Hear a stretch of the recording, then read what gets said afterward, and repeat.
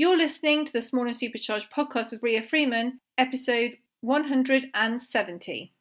On today's podcast, we are joined by Stef Bennett, who you may know better as Wife on the Farm or Bennetts Willow Farm. Actually, you've got lots of different handles going on that you're working. So welcome to the podcast, Stef. Lovely to see you today. Thank you for having me. So tell us about you and how you got here. Obviously quite a sizable story, because you've come in quite an interesting direction, haven't you? Yeah, gosh, where to start? So I always had a horse growing up, so I've always had an outdoorsy life. But at university, I met my now husband, who's a farmer, and life sort of just has taken a completely different course from there, I guess. I'm a qualified solicitor, and I worked in law for 10 years or so. Wow. Gosh, I'd have to sit and do some maths there, I think. And having gone on to maternity leave with our first baby, I enjoyed a proper maternity leave, not doing anything on the farm at all. But then second time round, I started to get a lot more involved in the farm. And I think farming is just, it sucks you in.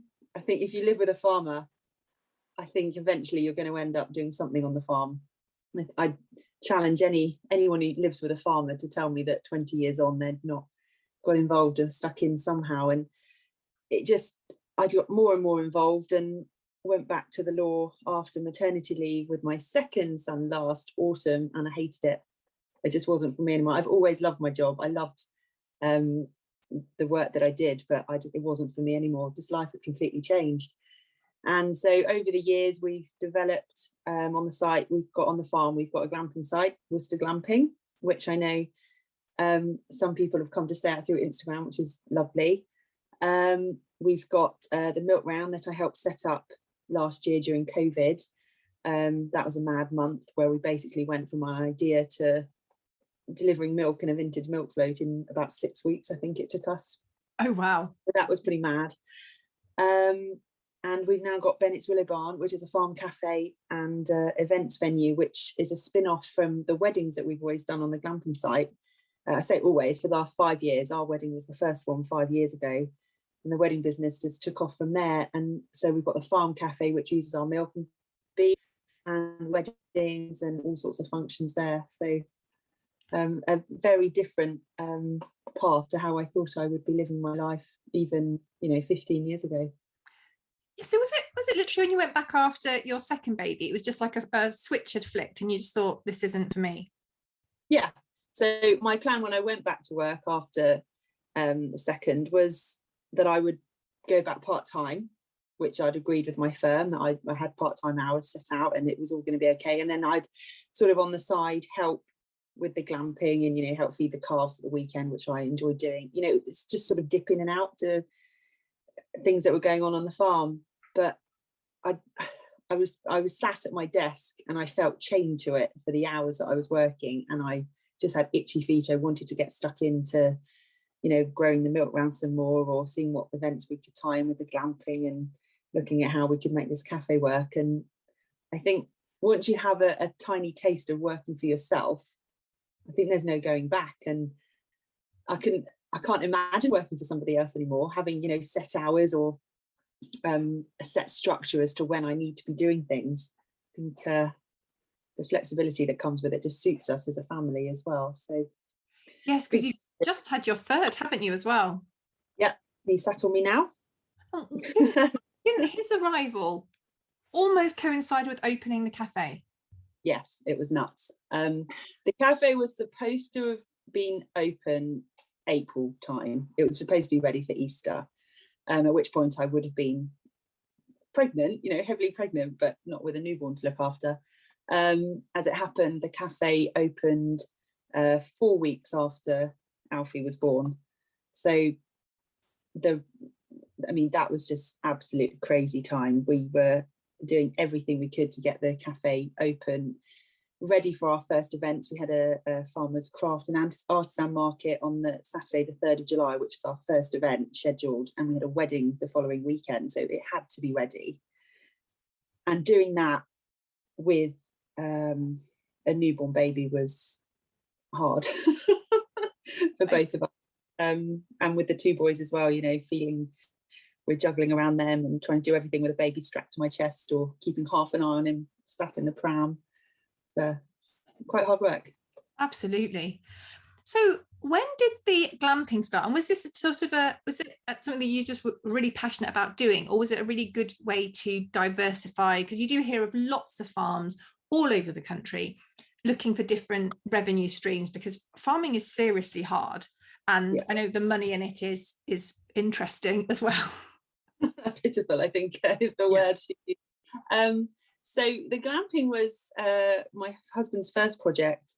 He's not always been at home on the farm. He's a civil engineer by profession, and he also did some work as an international management consultant. And it was while he was out, I think he was out in Bangladesh in the middle of nowhere with no one else around him who spoke English. All the English was done via telephone conversations and the like. And so he had hours and hours to himself, where he was just coming up with ideas of how to improve the farm when he came home. And something that was a way to try and inject some cash into it was to turn, there's an area on the farm that's up off the floodplain that used to be a farm park. His granny ran a farm park up there, and that's not been there for years. A lot of people locally would know it's Bennetts Farm Park, and that he thought, well, that's brilliant for a glamping site of some kind.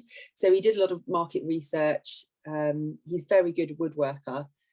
He built the yurts himself. He built the shower block with the help of a friend of his who's a brickie, and just sort of went from there. And that was my first inkling that he was a bit nuts, really. He's a pretty unique character, my husband. He's always got something on the go, and he's very good at doing things, you know, getting things done. Yeah. And I think although I'm now running the Willow Barn, it's all his idea, it's all his energy and enthusiasm that's got us to where we are. And the glamping was just that. I mean, it's minuscule compared to the cafe and the event venue that we've got now in terms of effort, but you know, that was his first little project, and the glamping site. So he started doing it entirely himself, because I was working full-time as a solicitor. And actually, I don't think had I moved up to, I can't even remember if I moved up to Worcester when he opened it. I think I'd just moved up to Worcester the summer we opened it. And so he was doing the changeovers himself in the middle of the day in between farming jobs. Oh, wow. He full-time, more than full-time on the farm, and running down, managing the bookings and inquiries and the changeovers. He was doing that himself. And it was only at the end of the first season he managed to get somebody on board to help do the changeovers, you know, the cleaning and changing beds. And oh my goodness. But I think that's how all businesses have to start, isn't it? Even something small, you start doing it all yourself because you have to. And then as it starts, you start to see that it is working, and there is maybe a little bit of extra cash there to try and relieve yourself, that you manage to take somebody else on. So in terms of the farm, that's a big undertaking as well. How many sort of cows, and how do you gauge the size of the farm? I assume it's cows and acres. Yeah, so we're fairly small land size. We've got about 500 acres across 2 farms, 240 odd cows in the herd. So that's the milking cows. And any one time, about 30 or 40 of those are having their holiday as dry cows. They're not milked. They're due to give birth in the next couple of months. So they milk about 210 at one time, twice a day, every day. Wow. And then there's a couple of hundred young stock, and the beef, we keep all the the bull calves to rear for beef. So there's quite a lot going on, you know. And dairy farming especially is very intensive because it's every day non-stop. You know, those cows need milking twice a day every day, and feeding, and because they're all at different, because we calve throughout the year. Right. We have calves most days. We're not a block calving system where you have, you know, a month or two where there's calves flying out left, right and centre, and then the rest of the year you're focusing on other jobs. We're having to do everything every day. So it's calving every day, there's drying off cows every day, there's AI and bulling every day. You know, there's so many things to be watching out for. So it's quite intense. And then, you know, the arable work that goes alongside it, because a lot of the food we grow ourselves for the cows. Yeah. So yeah, there's always so many balls to juggle. And before COVID, I know obviously you've got your own milk round, which I want to chat to you about, but was it just a case of you milk the cows and that just went off to normal supermarkets? Yes, and it's still very much the case now. I mean, to put it into perspective, our cows, we milk about 6,000 litres a day. And on our milk round, we're doing about, at the moment, about 2,000 litres a week. Okay. So there's a big gap there in terms of what we're producing. Bennett's ice cream is made by my husband's uncle using our milk. On a good day in summer, he'll take about 2,000 litres a day. Wow, that's significant, isn't it? Yeah, it's a lot of milk that goes for the ice cream. But then, of course, in winter, he might go a week or so without taking any milk. It just entirely depends on what the weather is doing and what the sales are like. So there's still a lot of our milk that goes off to a national dairy. So we're still very much under their thumb in terms of pricing and the like. So, and there's an awful lot that you see about the price of milk and like what a pint costs versus, as in what we pay as a consumer versus what it actually costs to make, which is just, it's awful. Yeah. And I guess that's kind of what led you to, first of all, your husband's uncle with the ice cream, because if you can turn that raw product into a end product, that's going to obviously be worth more. And from the milk round as well. And also I know the cafe, because you use your own milk and your own beef in the cafe too, don't you? Yeah, so the idea is that really, I think the only way a lot of farms can actually make money is by selling the final product to the consumer, cut out the middleman and sell your product to the consumer. You see it a lot, lots of farms do their own beef boxes, lamb boxes, pork boxes, and that's really the only way you make anywhere near decent money on something, because by selling milk to the national dairy, it's just an absolute pittance of what they sell it on for. And even then, what people buy milk for in the supermarket, it's really cheap. To think what percentage actually goes to the farmer is really small, and it's infuriating because people very much expect high welfare standards, quite rightly. It's absolutely right that we look after the animals that we're using in farming, but that costs money. When we shut down for TB, it loses us money. If we have got cows that are suffering with any form of illness, or even just getting their feet sorted, it costs money to look after them, is expensive, and yet the money that we're paid for our product is completely out of our control. Dairy farmers can't turn the taps off. It's not like a factory where you can turn off the conveyor belt and send your workers home and say, right, well, we'll just stop producing it. There's a 2-year cycle for the cows that they're stuck in. And I mean, if dairy farmers went on strike, they'd still have to do all the work and literally just pour the milk down the drain. No, yeah, it's not good at all. But the ice cream is exciting because I like ice cream a lot, and I have eaten it various places. Obviously, I'm in Worcestershire and you're Worcester, but you've got quite a good network of people that take the ice cream, haven't you? Yeah, I think the Bennetts ice cream is known as a really good quality product locally. Lots of nice restaurants have it, and that's lovely. And so, as I say, that's run by my husband's uncle, but we have tried to springboard off that with the cafe because it is a well-known product. But it is quite unique in that the ice cream is made on site, the site that we're selling it at. So we've got that nice little USP, and we're going to be starting a click and collect soon. So you'll be able to get any ice cream in whatever size you want, which again is unusual because most places that sell Bennetts ice cream sell it in quite the small tubs. Yeah. So if you want a 4.7 litre of vanilla ice cream, you'll be able to get it from us. So, there's some more things in the pipeline as well. My eyes are basically glowing. Your ice cream is awesome. I'm sure this was Bennett's. Over at Whitley Court, they've got a cafe, and they had tiny tubs. Yeah. So such good stuff. So good. Yeah. Now, when I first moved up to Worcester, I'd made an apple crumble for pudding, and we'd finished the ice cream on the Sunday, and I said to Tristan, can you bring some more ice cream back tomorrow? And I knew he'd forget, and he had. So on my way home from work, I stopped off and grabbed a tub of ice cream, and Tristan was pretty angry. He's like, what is this doing in my freezer? And I was like, well, we needed some ice cream for crumble, and we had it. And I'd gotten so used to Bennett's ice cream by that point that it's just entirely different. It's so creamy. So proper ice cream, you just can't beat it. And we're very lucky. It's something that I now just completely take for granted. And it is lovely. I know in the cafe you've got a proper sort of ice cream, I say ice cream bar, but that's not what it's called, but lots of all the different flavors, and the colors as well are gorgeous because they are all very natural colors. They seem very natural, but so beautiful. Apart from the bubble gum. Yeah, that is the bluest blue I've ever seen. Yes, I've no idea what goes in that to make it blue, I must say, but my boys love it. I think kids love it. I think it's just different, isn't it? They just all home into it and say, I want that one. Yeah, definitely. So going back to the milk round. So you started this because of COVID. What kind of prompted you? Yeah, well, because we by then the cafe was in the pipeline, and so we knew the idea was selling our own milk. So we'd need a pasteurizer and all that equipment to be selling it in the cafe.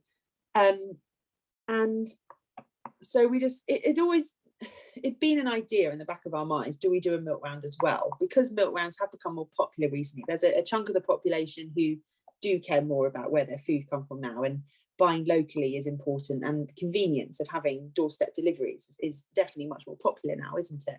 Yeah.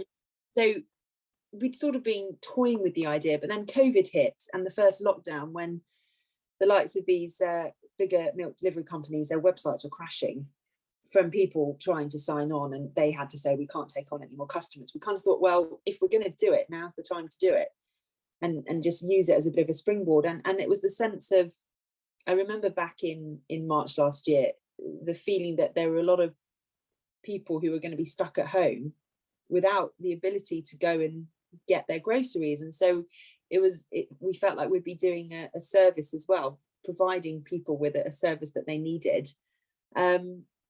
So yeah, we just sort of knuckled down and started researching. My husband took over the technical side of it, and I the managing orders. I found us an order system, and did the marketing, looking for customers. So I remember putting a post on the farm Facebook page, which we have set up for when we do beef boxes occasionally. So we had about 1,000 followers on there, so not a huge amount, but enough. And the post I put on saying, would people be interested in a milk round, went viral. Over 60,000 people saw it. Oh wow. I think a page of 1,000 followers is pretty phenomenal, really. Yeah. And so many people were saying, yes, do it, we'd love it, it would be great to buy milk from the farm. And so that's when I was like, yeah, we'll do it, we'll get it going. Awesome. So, And has it grown? I know obviously we're recording this and we are still in a COVID-based situation, but the world has opened up a little. Has it kind of continued at the same momentum? Has it grown? Have you noticed any changes? It has grown, yeah, it's continued to grow. We now have 2 milk floats rather than just one. I mean, between the 2 stops now on each day, I mean, it's crazy to think when I was first going out on the milk float, that first week or two, and I'd have about 30 stops each day, which I think, to start with was great. And now we're doing, some days we're doing 150 stops a day. Wow. Which is, brilliant. It's still not at a level now where we can sort of say it, right, well, we're comfortable now. It's still not really making any money, but we're getting there, and we hope to move to glass soon. We're given quite a hard time by not using glass bottles, which I think is a bit unfair, really, because no other grocery item is attacked in the same way I think that milk is for being sold in plastic. I mean, we have 100% recyclable bottles, and there's some research that does suggest actually recyclable bottles are better than glass because of the energy that goes into creating the glass and transporting them. So, I don't know, that when I read that piece of research, I was like, oh, that's quite interesting. We would like to move to glass. I think it is preferable, really. But it's just the investment. It's another nearly £20,000 worth of investment just to get the bottling kit, because you need to be able to wash it. I was thinking that. Yeah, it's not just a bottle. It's not a simple case of put the milk in the glass bottle. There's a lot more to it than that. And we would like to. And I think if we can do that, that's when we'll actually start making a good success of it. because I know that we are missing out on customers because we have the poly bottles rather than glass. But as I say, I think it's a bit unfair because you don't go into the supermarket and boycott other things. You know, all the food miles on our milk is incredibly low. So I'm sure that buying milk from us in poly bottles, we deliver in an electric milk float. Most of what we feed the cows we grow on the farm, you know, 0 food miles. Surely that's better than getting it in a glass bottle from a rival dairy, but they're based miles and miles away.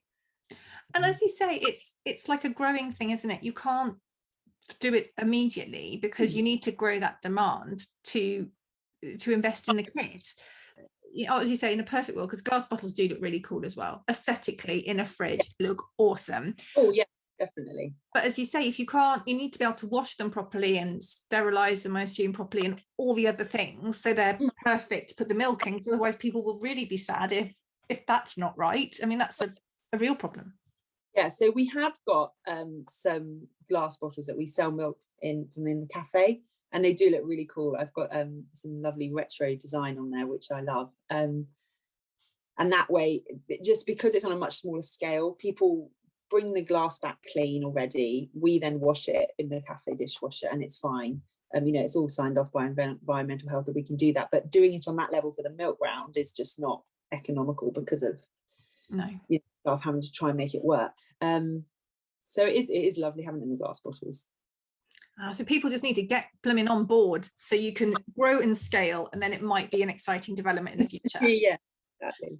So now the big thing is the cafe, and so this is just open. Actually, on the day we're recording this, I am working with Stef, and we're having some social sessions over at Willow Barn, and the first one is September. So this will come out before the first one, but I feel like based on the response, the tickets are going to fly out, which is honestly so exciting, because whenever you launch anything new, you do get the fear before you press the publish button. But you've got loads of events going on. So talk to us about Willow Barn, because it is beautiful. If you haven't been, I am after taking one of my children for another eye appointment, that's another story, we popped along to have a look, and it's just beautiful. And I have to say, Charlie was completely mesmerized by the whole thing and hadn't realized that you had a small baby strapped to you until his little arm appeared out the sling, and Charlie was like, excuse me, so funny. But it's just beautiful. So tell us about the idea. How did that all start? Again, that's my husband. He designed this, and it just blows me away that he's done all that. He designed the whole thing. He has a vision for things like that I completely lack. I mean, just down to the detail of in the main barn, which is where the parties will be and things, and where we'll have our social session meet up.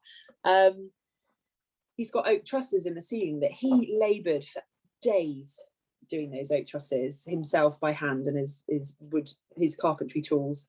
And I was like, really, do we need it? You know, this is taking up a lot of time. They're not more important things we need to be focusing on. And he was insistent, but my God, I'm glad he did, because it looks amazing in there now because of those. But I mean, the idea behind the overall design is it's built up over the pond.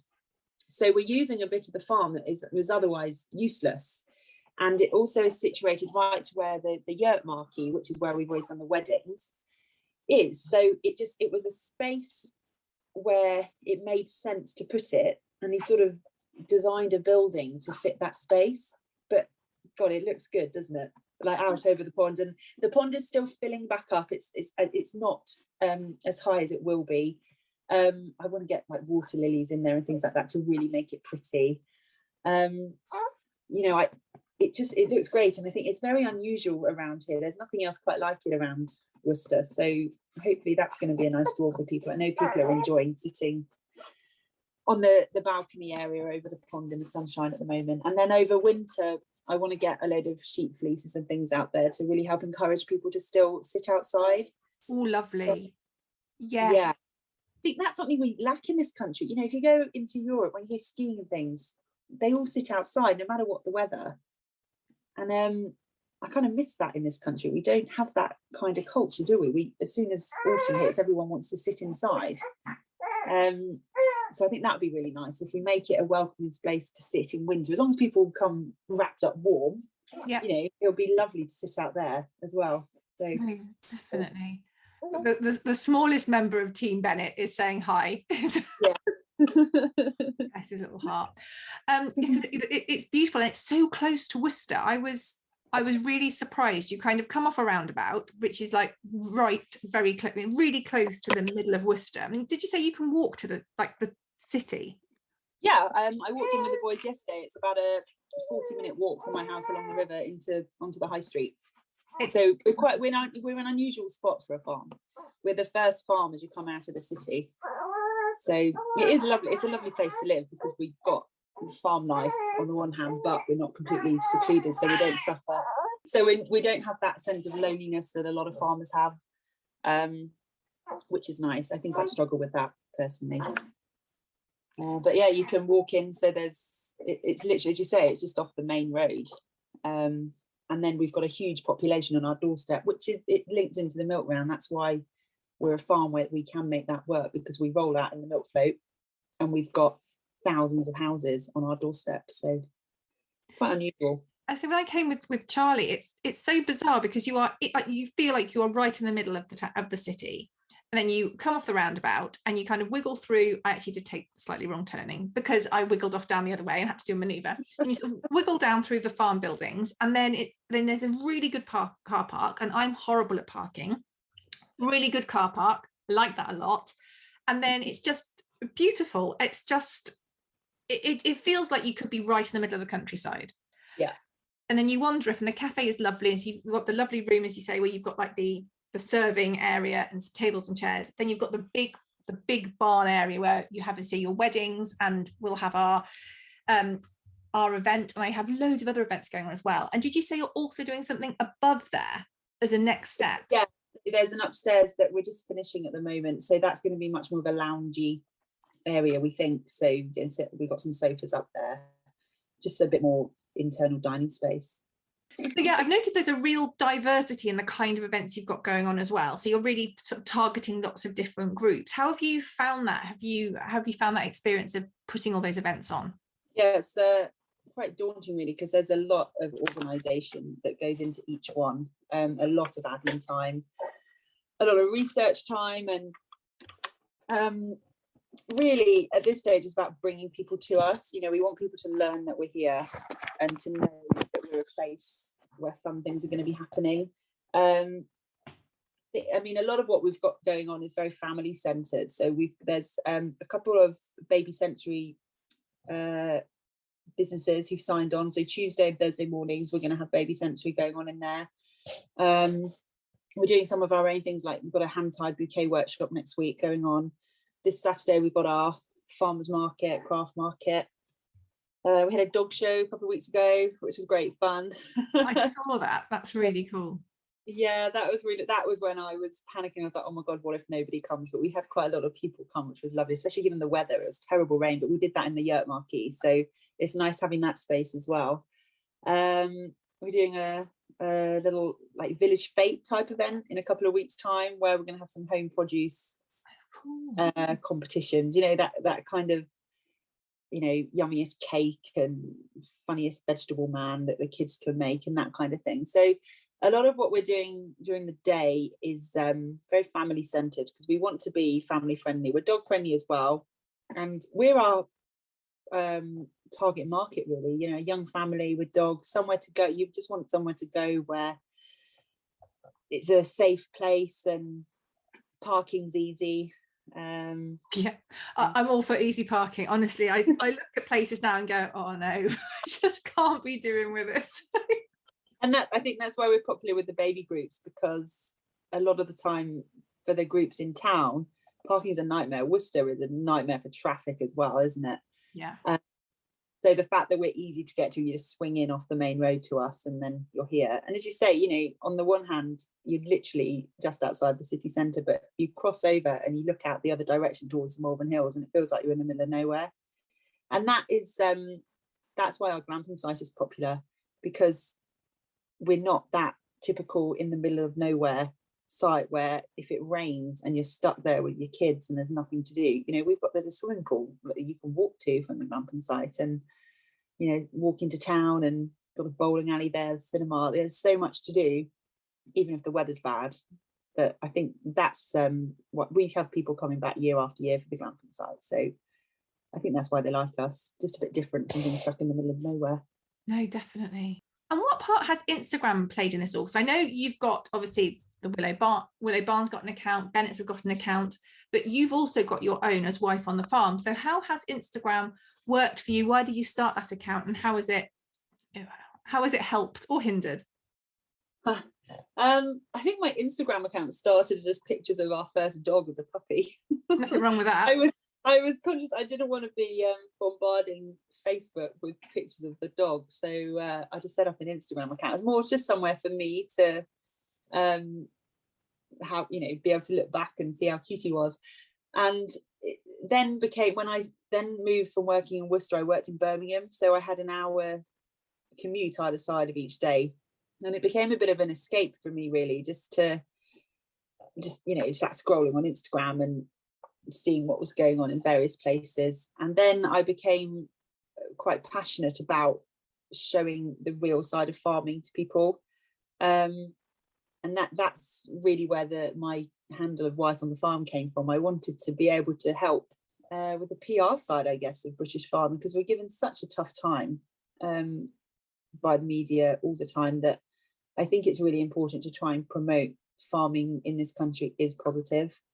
And then from there, when I had Finley, our first son, it was such a saviour for me. I think as any young mum, you feel very alone, and I ended up not feeling alone because I actually made friends over this app on my phone that I'd sit scrolling through all those hours that I was stuck on the sofa breastfeeding my first baby, that it actually became a bit of some social interaction as well.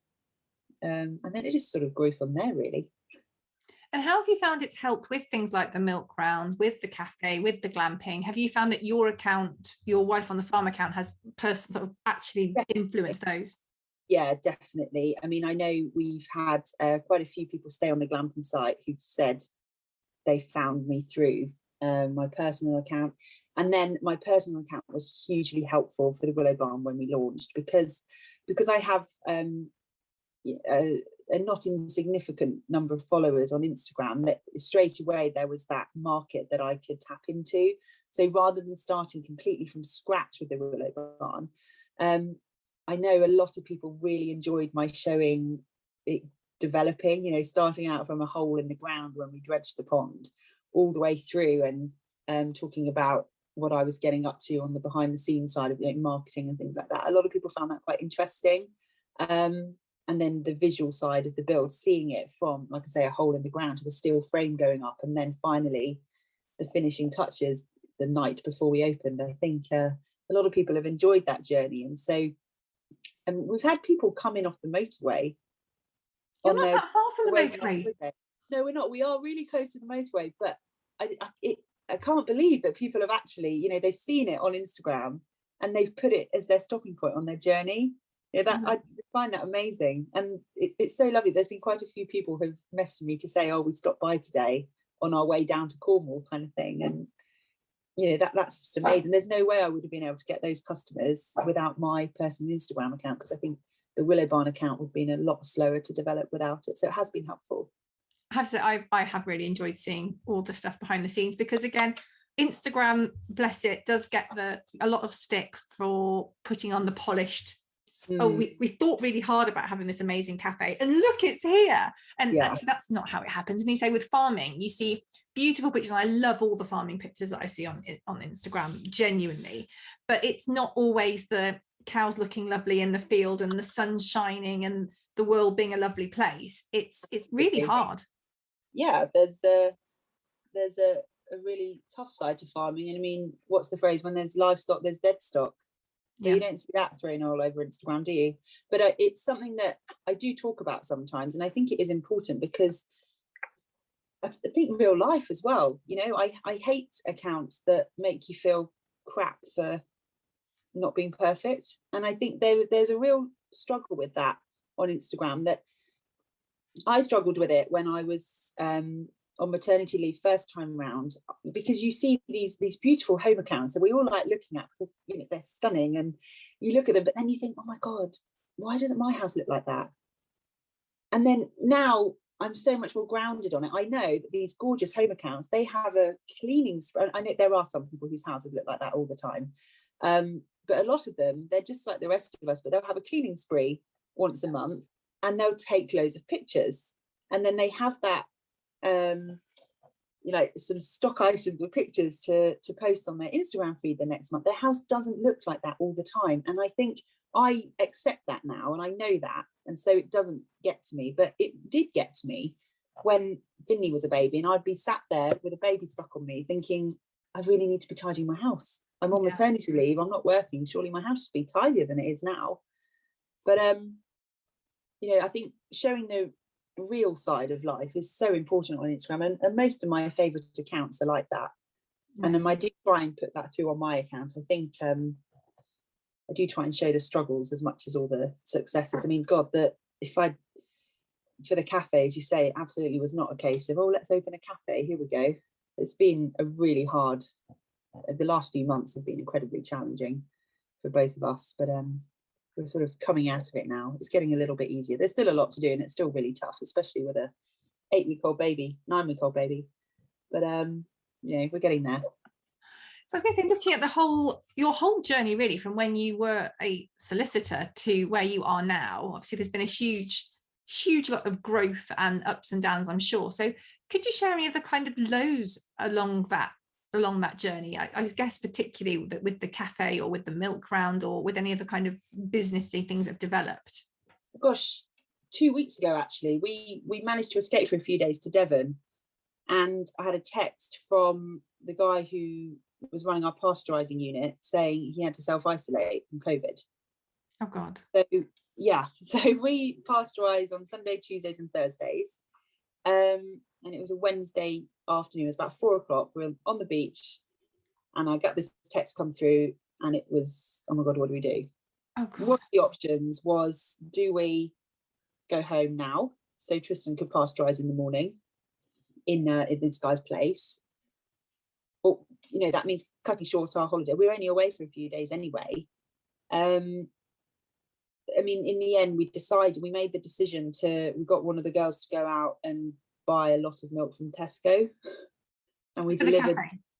The cafe was okay actually, because they still had plenty of milk, but it was to go out on the milk float for the next couple of days, and so we delivered Tesco milk on our milk float 2 mornings. But that, and I had a few messages from customers saying thanks very much, because we still delivered the milk. You know, they opened their door and there was milk there. Okay, it wasn't our milk, it wasn't milk from the local farm, but they had milk. And I think everyone was very understanding, because COVID is, you know, isolating and the like has played havoc on small businesses. And that, I mean, it's amazingly, since the very beginning when we had a couple of isolations, that's the first time it's really impacted us.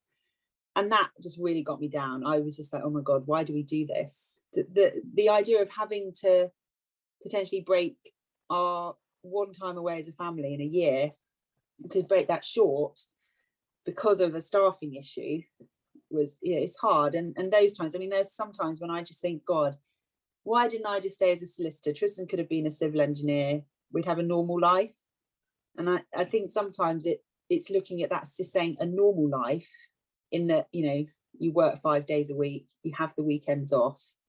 But then I sort of kick myself and say, well, no, because if we had a normal life, we wouldn't have everything that we're surrounded by, this beautiful farmland that our kids get to play in all the time. And, you know, I've got all my chickens, I've got my horse that lives on the farm. You know, there's all these benefits to it that I'm constantly reminded, no, this is what I want to be doing. And it is incredibly tough, because we struggle for family time. The farm always has to come first. You know, if there's a cow struggling to calf right before you sit down for Christmas dinner, that calf and the cow need help. So out goes Tristan to go and save that cow and the calf. You can't just leave them. Oh God, no. It's not an option. So the cow comes first. And, you know, the number of times we're late for parties and any kind of event. I mean, I know a lot of farmers' wives and girlfriends will be with me here when I say, I basically tend to double the time estimate. If he says I'll be 10 minutes, I'm like, right, I'll see you in 20. You know, they are very bad at estimating time, and it's, you know, it's not their fault, because he'll be out there and he'll go rescue a cow, and then he'll spot another one that looks a bit sick, or he'll spot a water trough that's leaking, and, you know, that needs to be fixed to make sure the cows will have water overnight. So it is really hard coping with the fact that the farm comes first. And I think as our boys grow up, I do worry about that a little bit, because I don't want them to feel that they don't come first, because obviously they absolutely do come first, but there are going to be times, I think, when they feel let down by us having to focus on the farm quite so much. But then I hope as they then get older after that, they'll then realise they had an absolutely brilliant childhood growing up here. But I think they'll understand, because I know on your Instagram stories particularly, the boys are always involved with the animals. They're, you know, not like in there, you know, goading large cows, but, you know, they're there on the farm, they're with their little diggers. They're going to get that understanding of farm life on a different, obviously not on the same level as your husband, but from a really young age, that's going to be built into them. Definitely. I mean, what worries me is they have no fear of the cows. They will happily go in and, you know, they're running around chasing the cows up, pushing them down the cubicles, and they're perfectly happy doing that. So I do worry about, as they get a bit older, how they might start to push the boundaries. But yeah, they love it. You know, they'll go out and they'll go and help Tristan do the cows in the afternoon, you know, like scraping the beds and pushing the feed up and that kind of thing. And they have a whale of a time. They don't see it as work. No, but we're working, but you know, feeding the calves and things, they just love helping doing it. They especially love helping feeding the calves now they've learned where the ice cream freezer is. So they now go up and they just help themselves to a little tub of ice cream and sit down and eat that whilst we feed the calves. But still, they're happy and they're out of your hair for a few minutes. So. And I'd much rather them be doing things like that than sat inside playing on an Xbox all day. So no, definitely. And there would have been some obviously huge highs along this journey as well. So can you share any of those with us? I remember when we had our second milk float go out for the first time. So I was driving one, and a lady who drives for me was driving the other one. And she had set off a little bit before me, but had gone into a side road before we split the routes. And she was coming out of this side road as I was just coming up to it. So we gave each other a wave as we drove past. And that's when I thought, oh my God, we've actually done this. We've got 2 milk floats now. And that I had a little bit of a moment of, wow, we're doing this. And that was very exciting, because we built it up literally from scratch very quickly in a very short space of time. And just to see that, you know, my second milk float was going out was really, really exciting. How happy I was when at 9:30 on the Saturday we opened, I had customers sat down at a table, and at 9:45 we were full. I was so worried. I mean, we were so busy in the couple of days running up to opening, I was really worried that we wouldn't be ready to open. I'd been so fixated on that. I hadn't had time to worry about whether we were going to have customers or not. And so it was only that morning, as we were you know, finishing touches and getting everything ready and getting the staff briefed and the like, that I suddenly felt, oh my God, what if no one comes? We've got this huge building and all these staff here, and what if nobody comes in and buys even a cone of ice cream? But we were full at 9:45 in the morning, 15 minutes after we opened, and that was an amazing feeling to think we've done it now.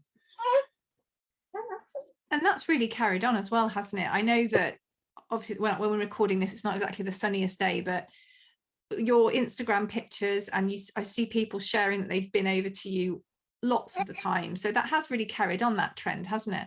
Yeah, definitely. You know, still, I mean, we've had people coming to the cafe who have been every week. You know, people who have been coming back, and that's for me, that means we're doing well. And that's always been the case with the glamping site as well. The fact that we have people booking to come back year after year, sometimes twice in a year. Yeah. So that's the big pat on the back that you need. You know, it is hard work doing all these things, but you know, we must be doing something right, because we're getting repeat customers. So I have to say, I do actually think you're superwoman, because you've got 3 children. How old's your oldest? He's just 3. So you've got 3 that are kind of just, well, 3 under 3 until not very long ago. Almost. Yeah. That's a lot. Anyway, I've got twin boys and they're the same age, which I think helps. At least they're both at the same, they're interested in the same things, they're both at a similar level. But the fact that you had your youngest 4 weeks before it opened, so you're having to deal with, I know when I was pregnant, I was in the hospital like most of the time. I nearly had my own seat, I think, with appointments and things. So you're having to balance all of that and 2 other children during COVID, which wasn't a laugh, and open a massive project. And I think that's, if I had a hat on, I would take it off. I think you're superwoman. I don't know how you and your husband do it. I really, really don't. I think we just carry on. I think we've got to. I think it's got to that stage now where we just have to get things done. So there's no point sitting and worrying too much about the amount we've got on. We just need to get it done. So well, I think you're a star, and I cannot wait to have our event in September. It's going to be awesome, and I want to go and look at my phone again and see. I've had a few people asking about tickets, so I'm excited to see that. So this is the first day. We're recording this on the day we've actually put the tickets live, so it should be really exciting. Yeah. And yeah, actually, we should talk about that a little bit. So the idea, I'll just quickly chuck this in.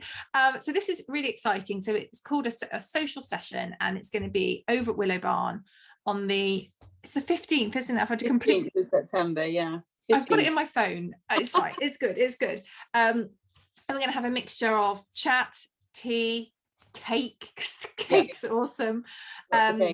Couple of workshops, and a good chance to like meet other people that everyone's met through Instagram. Yeah. So yeah, I'm really looking forward to it. There's so many people that I've met on Instagram that I really want to meet in real life. So yeah, I can't wait. I think it'll be great to get some words of wisdom from you as well. Pressure. So I'm really looking forward to it. And yeah, I hope people come. They will. They're already booking. So I think it's got very, very good signs already. Thank you so much, Steph. Can you tell us all the places where we can find you and all of the Bennetts bits online?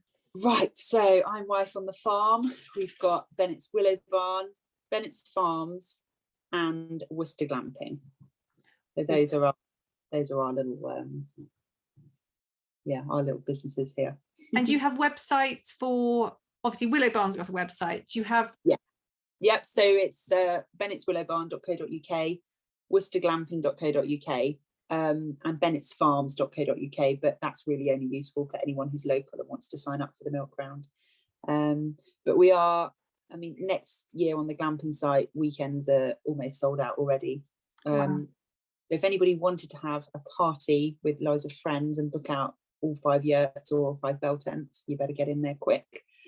And then Bennetts Willow Barn, lots of information there about the cafe. We've got a What's On section with lots of events coming up, wedding information there. Anyone who's looking for a fun and relaxed, quirky wedding venue, definitely give us a try. I love that about the weddings. We have a certain type of person, and often I can tell when they walk into their meeting whether they're likely to book or not. And I really like that we're definitely fitting into a niche of people who don't want a fancy traditional wedding. We have some great weddings here, like festival style, and so have a look on the website for wedding info as well.